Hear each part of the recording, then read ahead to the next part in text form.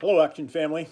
I'm here in my office in Wheaton, Illinois, and thought I'd address you all together in the face of this worldwide crisis.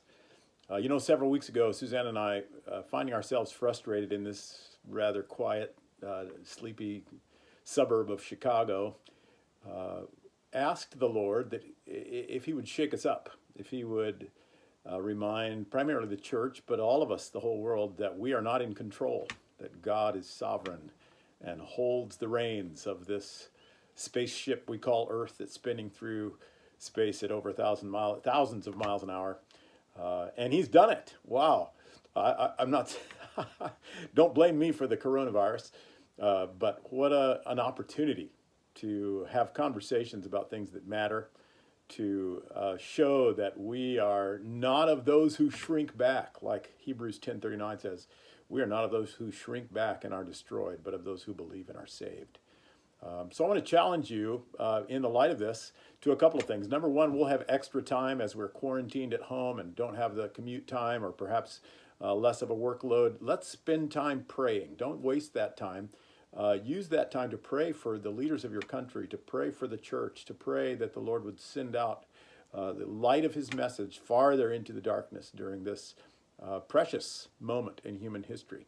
But give generously. I got a message last night from our precious brother Nikhil in Bangladesh saying, "What am I to do? I'm in action for 2 years and I've been struggling financially. I'm not able to raise support. I can't find supporters. How do I go about reaching the millions of unreached in Bangladesh?" And that pricked my soul. I want to be compassionate.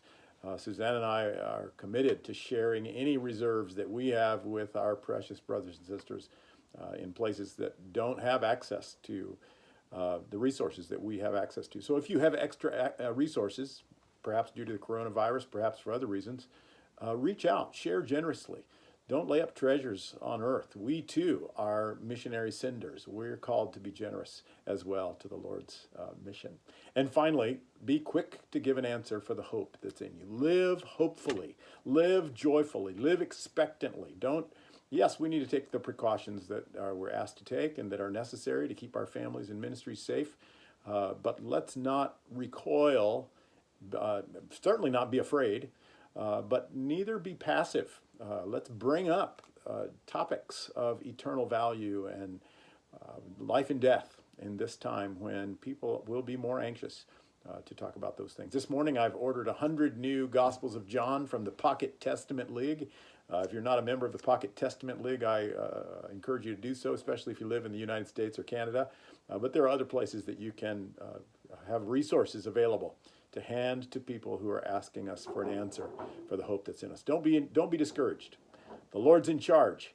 And what a precious time to be on the earth and reflecting His glory to the world around us. Let's continue to know God and take action, even with the coronavirus. God bless you today.